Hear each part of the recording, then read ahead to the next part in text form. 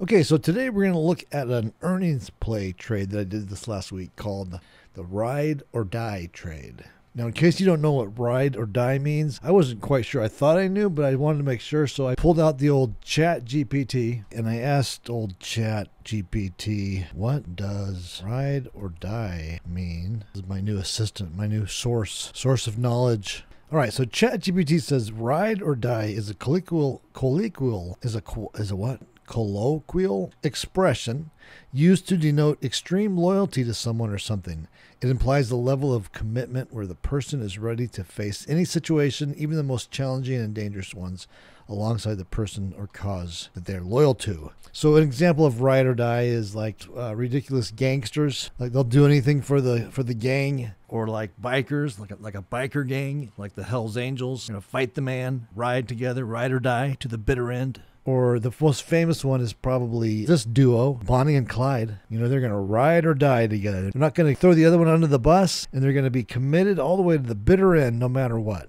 So this trade is perfect and ideal for ride or die investors who are in love with the company so much that they'll just buy their stock at any chance they get. If they can get a good bargain on it. Doesn't matter what anybody else says. It doesn't matter how the company's currently doing or what anyone else says. They're going to ride or die with this company because they're just totally committed to it. And my wife's grandmother was like this with the company, Boeing. She worked for Boeing and they gave her stock and she was a loyal Boeing fan. And no matter what, at any chance she could get, she would get more Boeing stock. And there she is right there next to her daughter, which is my sister, my wife's mother. That's my wife's mother, and that's my wife's what the heck? And that's my wife's grandmother. Grandma May. She was a character. She was a little tiny lady. She had a huge personality and she was funny. She loved that. They're Swedish and she loved that Swedish glug. And she was kind of a little racist, I hate to say. She was always worried and fretting that her neighbors were going to catch her little dog and eat it. But that's a story for a whole other time. Regardless, she was a ride or die fanboy or fangirl of Boeing. And so this strategy is perfect for that, for ride or diers of a particular company. It's an earnings play. And again, this could also work for someone who's kind of speculative or somebody who wants a little bit of excitement and the risk is, just winding up with a stock, like a well-known and good stock. That's the risk. I don't play these usually. I just played this last week because the opportunity was there and I wanted to show an example of how this is done. So we did a Disney play, and God, I've paid so much money to Disney over the years with 4 kids. I mean, we were like huge Disney fans. We would it's kind of tapered down now, but with the first 2 kids, oh my God, we were there like every month we would go there. We spent a lot of money there. And I think Disney's a good company. So anyway, Thursday was Disney earnings, and I just thought it was the perfect time to make a video to show this strategy. And again, this strategy is ideal for ride or diers of Disney. So just imagine somebody who just loves Disney stock and you can't convince them of anything, no matter what. They're just going to always stay and be committed and a big fan of Disney, and they want to get as much Disney stock as possible, and especially at a discount. So that's where this trade comes in. And there's several different variations on this trade, but the basic one, which I'll hit first, and then I'll kind of go into the other one, is basically a naked put position on Disney. And I was check this out. I was like looking for an image to put in here. I'm talking about naked puts, and look what I found online. I guess this is like naked golfing. I've never even heard of such a thing. I guess it's like a real thing. People really do. They have like whole associations and societies of these like naked golfers. And if you notice, they're all kind of older, like our age. So that's kind of weird. That's kind of like a what the fudge moment. Maybe that'll be the what the fudge moment for this next week. Like, what's behind this naked golfing thing? Seems like it'd be sort of distracting. But anyway, so the naked put, if you don't know what the naked put is, a naked put, or it's also called this cash secured put, and it's basically selling an option on a stock. Usually is done like at a strike price that's below where the stock is currently trading at. And you just sell the naked put and you bring some premium, you bring some cash into your account at the moment you sell it at this lower strike from where it's currently trading at.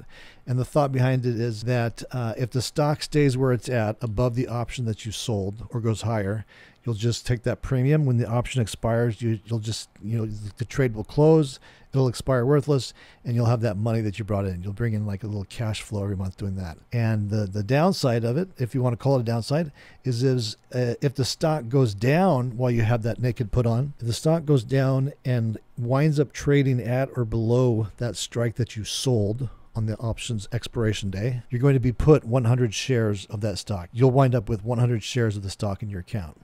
So for the ride or diers of Disney, the folks who like will want to get Disney stock or whatever stock at any opportunity they can. Let's just take Disney for example. So here's the chart of Disney. This was on expiration. This was on earnings day right here. But let's say like let's just for example, let's look at where it's at right now. So it's trading at 88.27. And if you're a Disney fan and a Disney ride or dier, you may see an opportunity like if I could own Disney down here, like below the lows for the year, like let's say at $77, I would consider that like a screaming deal. That would be a great bargain.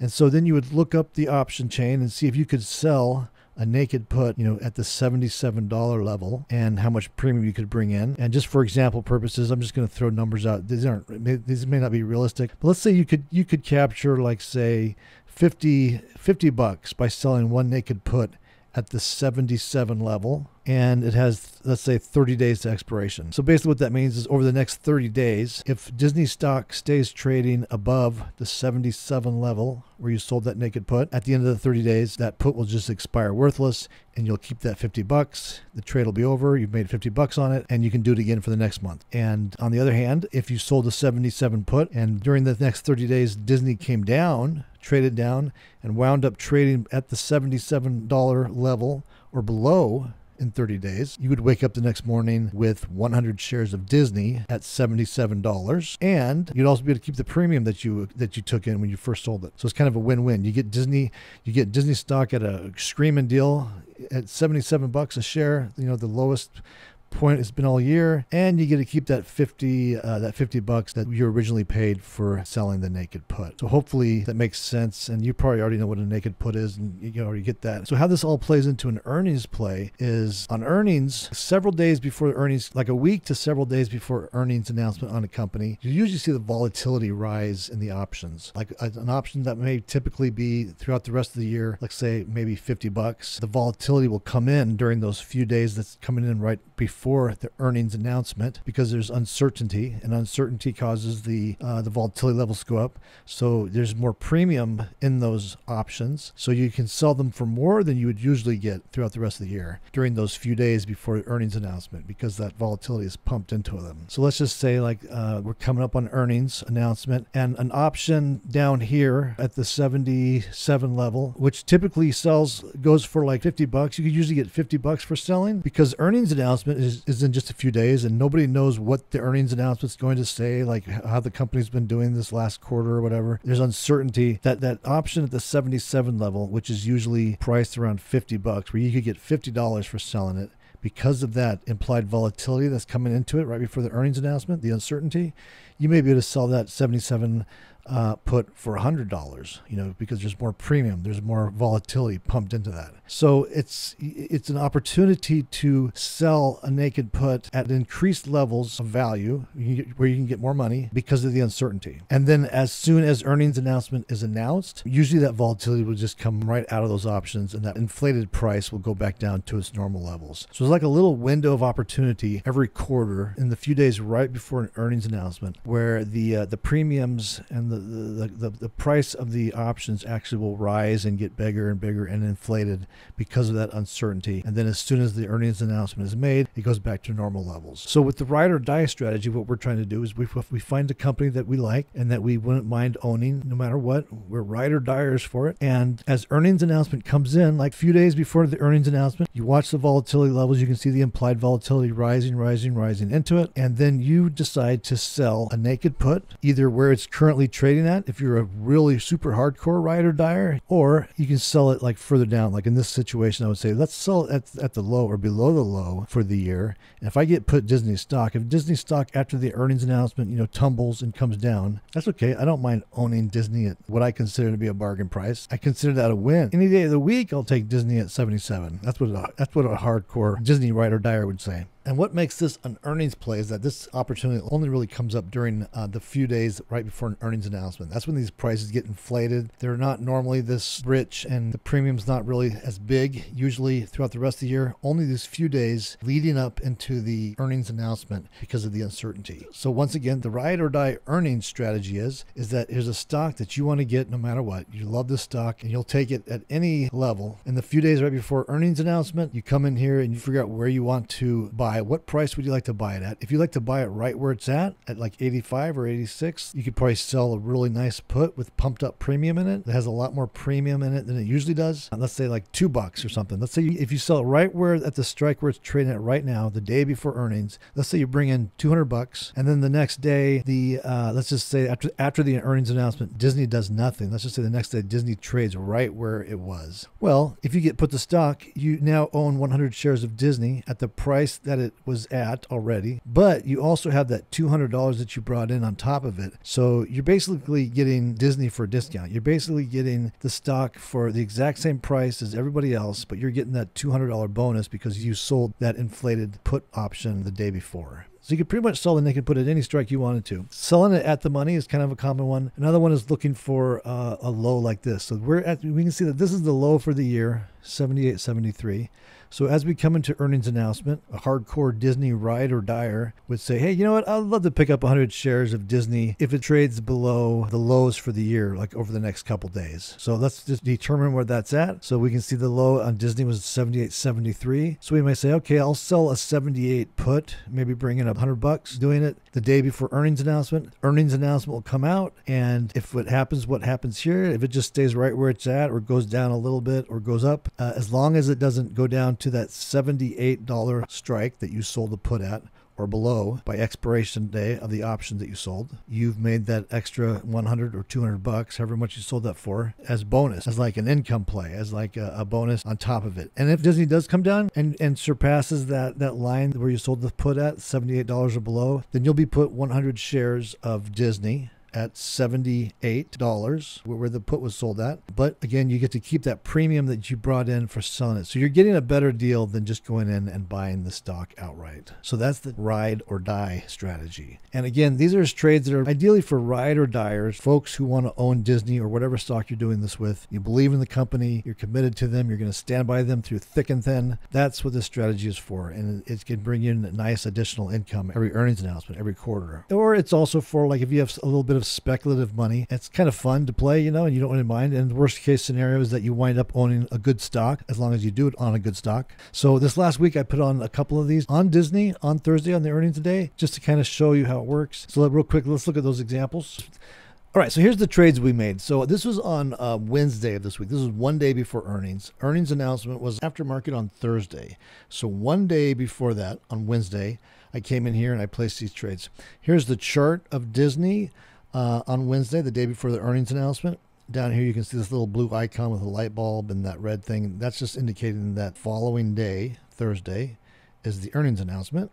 So you can see right here we're trading right there. The low of the year is at 78.73, and again currently it's trading right there like at 84.48. So what I did, I came in here and started looking at some naked puts to sell, and I did a couple variations just to kind of give you a full explanations of the ways that I would typically do this. So I came in here and I found the 78 strike right here, and let's just go back to the chart for a second real quick to see where 78 is. So 78 is the 78.73 is the low of the year. So this first one I looked at just the options that were expiring 2 days later on Friday, weekly options. See, weekly options really help make this game a lot more profitable and fun and quick, because beforehand, options were only every a month. There were only monthly options, an option every month. So regardless of where the earnings announcement might wind up during the month, you may have to hold on to that position for 2 weeks, maybe 3 weeks, to let it expire worthless. Where now, with most stocks having weekly options, it doesn't really matter where the earnings announcement lands in the week. There's usually a play you can make that will wrap up and finish out within 1 week's time, which is the case with this. Disney had weekly options that expired on Friday. earnings announcement was on Thursday. And so on Wednesday, we came in, we pinpointed the low of the year, 78.73. So as a hardcore Disney ride or dyer may think, let's see if we can get some Disney shares at below the low of the year, like at the best bargain that we could have gotten all year. So that would be the 78 strike. So we come back into the option chain here. We find the options that expire 2 days later, 1 day after the earnings announcement on Friday. And we find the puts over here, the 78 put. And we see we can get between $43 and $46 in there. So we decide we're going to go ahead and we're going to sell that. So this was a real money trade I put on, and we put it into order, see if we get filled at the best possible price to make the most we can on it. And then we wind up getting filled at $44. So we brought $44 of cash right into our trading account. And depending on what happens tomorrow, if Disney stays above that 78 strike price and remains trading above that strike price on Friday, the following day, like 2 days away, we just keep that $44 and the trade's over, and we can do the same thing again over and over and over again if we want. We don't wind up with any stock. We just get that cash, that $44 in, and I'll figure out what the return on that would be in a second. So that's one variation we can do, like, sell a put that's out of the money. Hopefully, like ideally at like a low of the year. That would be a good bargain for a hardcore Disney ride or dyer. And then let's look at the second option I did. The second thing I did was we took a trade. And so then here's one where we sold right at the money. So Disney is selling on that day, it was selling at $84.50. So we just came in right at the money on again, the weekly options that expire in 2 days, 2 days from the day we put this trade on, and with earnings 1 day after this trade was put on. And we just went right to the at the money strike to bring in the most premium we could hope to get and be assigned the stock basically like right where it's at. So we looked up the 84 option chain, and we see we could sell it anywhere from $235 to $238. And we put that trade on, and we wound up getting filled for $231. So those are the two trades, the two naked put trades I put on for the ride or die strategy on Disney. And then let's just jump forward in time to Disney on Friday morning. So they announced earnings on Thursday, 1 day after this trade was put on, after the market closed.